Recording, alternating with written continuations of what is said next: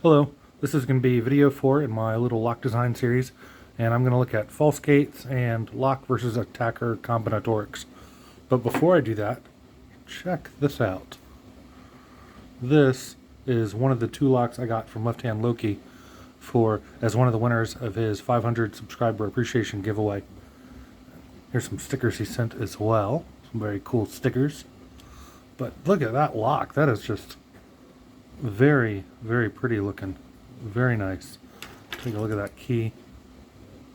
I mean, this is very cool. This is without a doubt the nicest Euro profile lock I'll have in my collection now, and definitely way out of my league as far as picking it right now. But a very, very cool looking lock.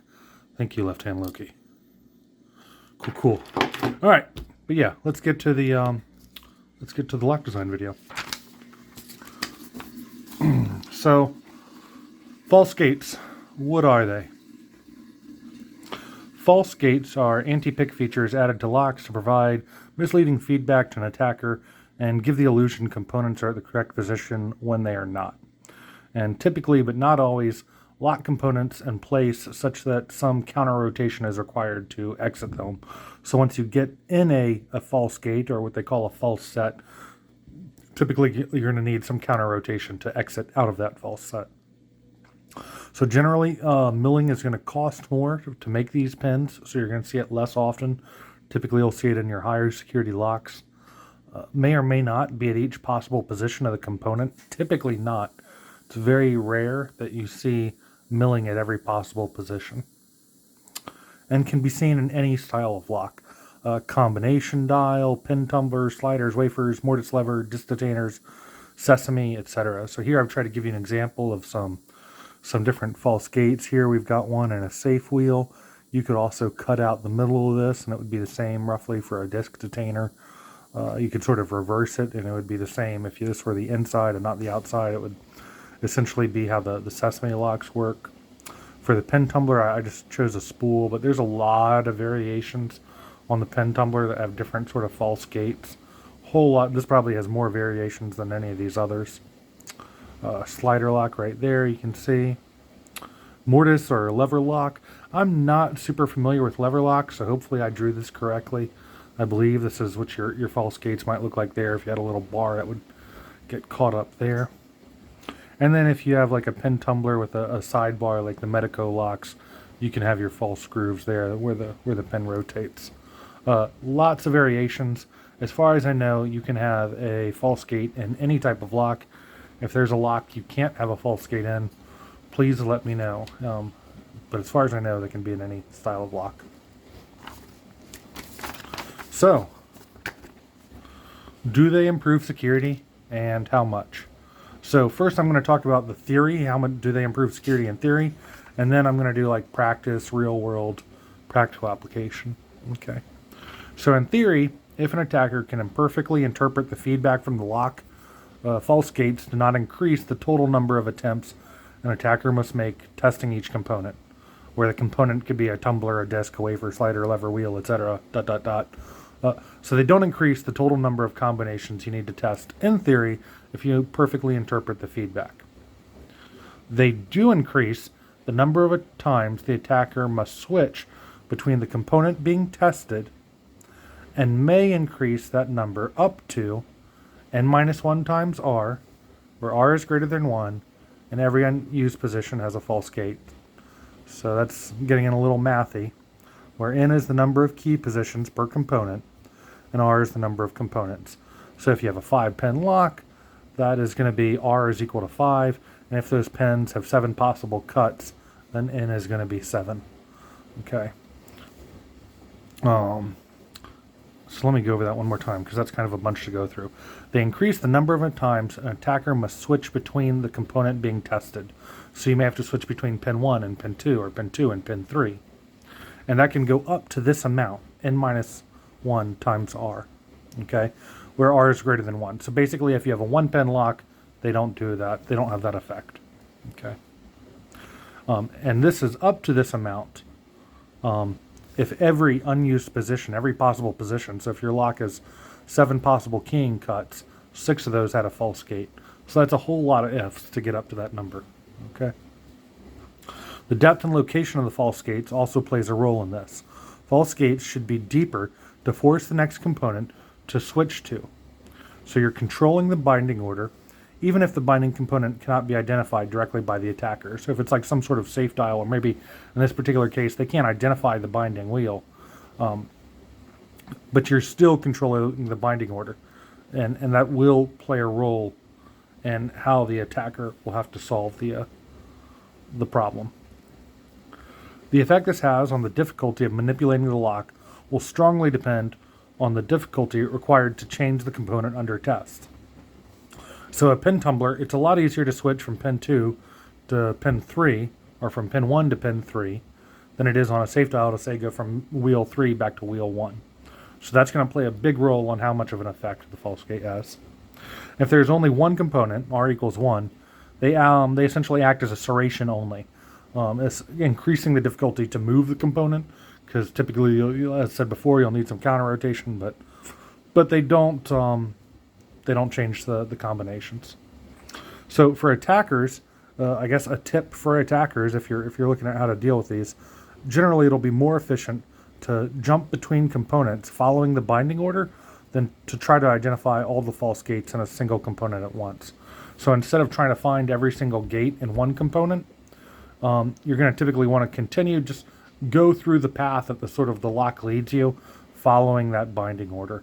Don't try to summarize them all at first, because what may happen is there may be another wheel or pin or component that is not at its true position, and it actually blocks you from seeing all the true gates you're at. You're going to be getting part of the answer, and I'm not sure how helpful that'll be. In the long run, you may as well just follow the binding order, and that will lead you to the correct combination or permutation eventually. All right, so that's theory. What about in practice? All right, so false gates can make locks much trickier to open. Lockpickers United, the belt ranking is heavily influenced by the number of false gates or security pins on a lock. I believe that there are locks specifically where they say this many security pins equals this ranking. I expect this is more due to the difficulty in moving the interlocking of the components. So once they have those false gates, they tend to interlock more often, and that makes them harder to move when under tension. And I think that is part of the reason they're more difficult, more so than the false feedback. And that would be like, if we look back at our manipulation resistance classification table from video 2, that would be the staging column. We're creating staging where the lock has to be reversed to manipulate the component. The movement of it needs to be reversed in some way. In some locks, the counter rotation will reset the component positions. So as you reset a little, pins will fall down. And if the attacker is not tracking the gate positions, which a lot of times you're not literally tracking the gate position when you're doing something like picking a pin tumbler lock, this can lead to a frustrating cycle of re-entering the same false gates. So you're getting in the same position over and over again, and you can get stuck in a cycle. Pickers can often determine if they are in a false set or a false gate with practice and experience. That may be directly able to identify it, like when there is counter rotation felt, applying pressure to a pin. The jiggle test applied to identify which component is binding, which slider is binding or not. And it can also be seen indirectly when the lock makes large leaps, letting you know you've fallen into a false set. Or as a safe crackers, and I'm not super familiar with safe cracking, but measuring the cam gate width on a combination safe. Or in either case, measuring the total amount of lock rotation or movement of the lock in some way. All of those should also indicate whether or not how you're in a false set. False gates can also act as indicators that progress is occurring picking the lock. So in a pin tumbler, falling into a false set is also a very strong indication that you've not overset a pin and you're going in the correct direction, because the key pins are really rarely milled to provide this effect. So a lot of pickers know when they fall into a false set, it's not a bad thing. They consider it like a sign of, oh, I'm making progress with this lock. I'm getting through it. Okay. So real quick, I just want to make a couple of notes about combinations versus permutations, because we often, not just lock pickers, people all over the place often kind of misuse these terms. I've probably misused this term in some of the videos leading up to this, and I just want to be clear about it. Okay, so combination versus permutation. What's the difference between a combination and a permutation? When the order doesn't matter at all, it's a combination. When the order does matter, it's a permutation. That's from mathisfun.com. So if the combination could be 232 or 223, that would be a combination.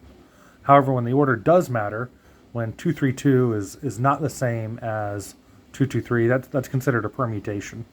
And there's a lot of different variations of that in the lock world. It's not like there's all these locks are combination, all these are permutation. There are hybrids and sort of variations.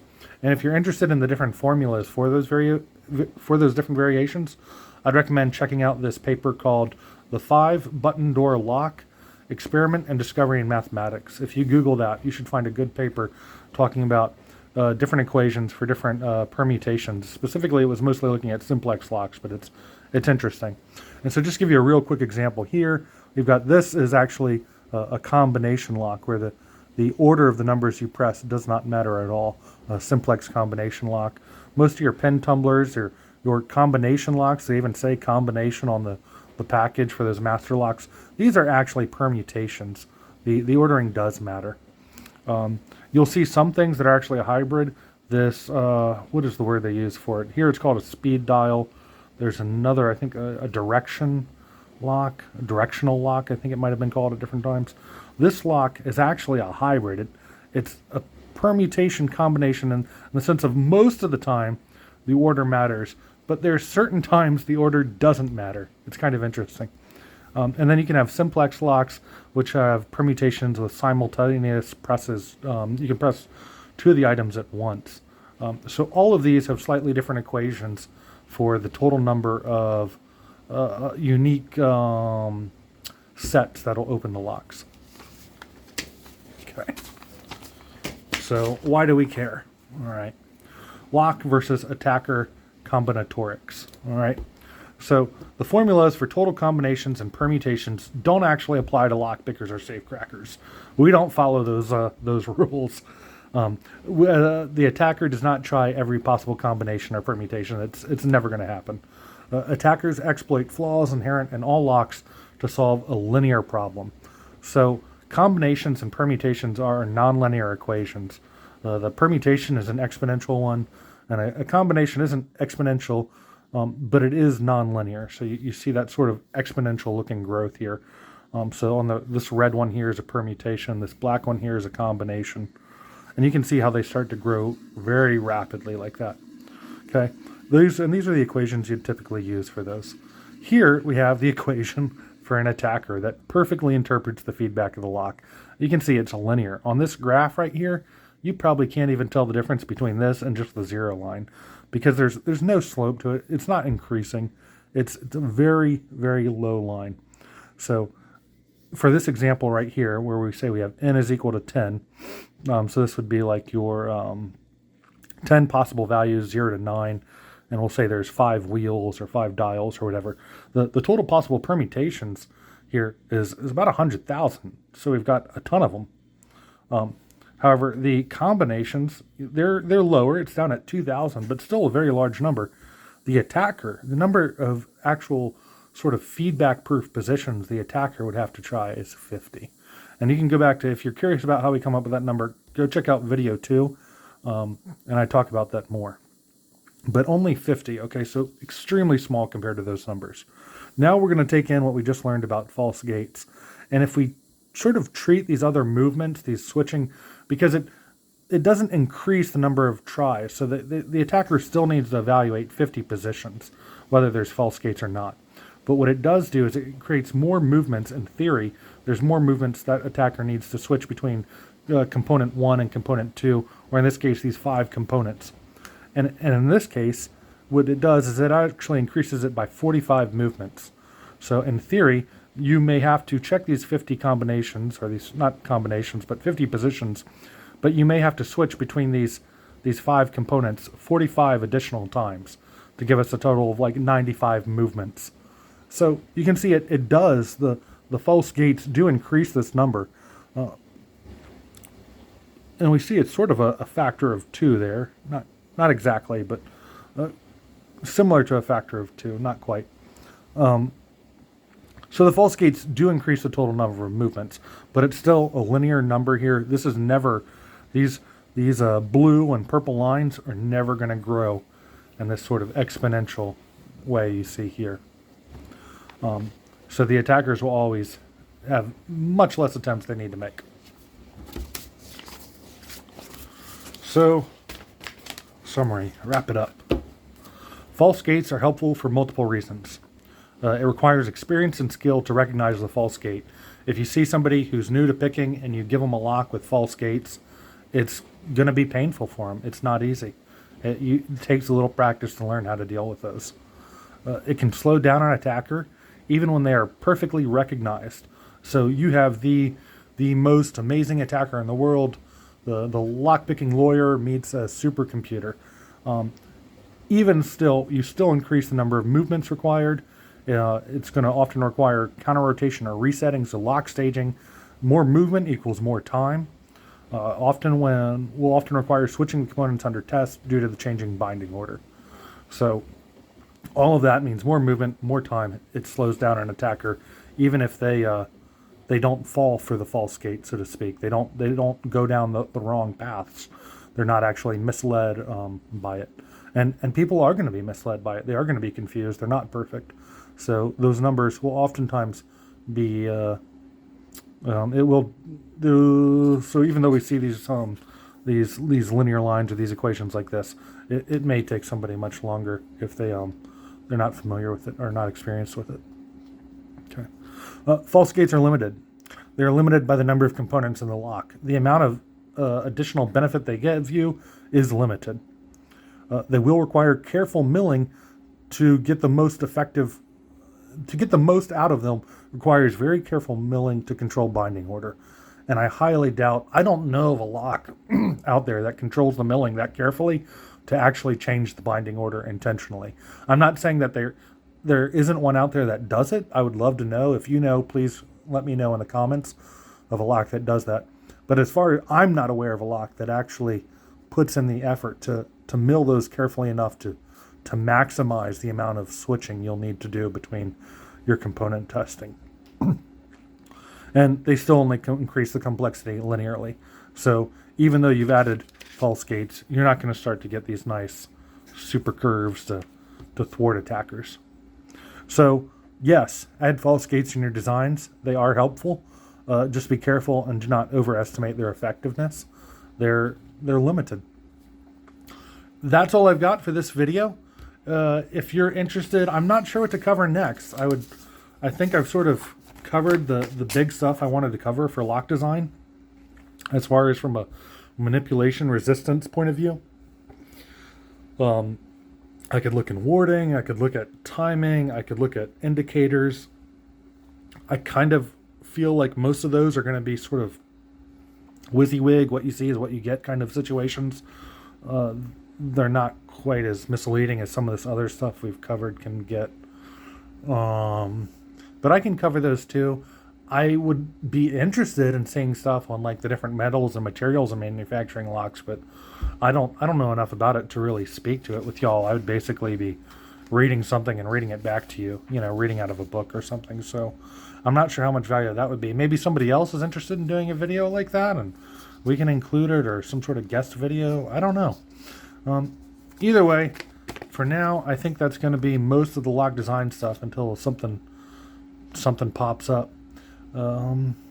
Thank you for watching, and yeah, feel free to anything you think I messed up on, or any questions, comments, concerns, please leave them down below, and yeah, I'll talk to you later. Thanks for watching.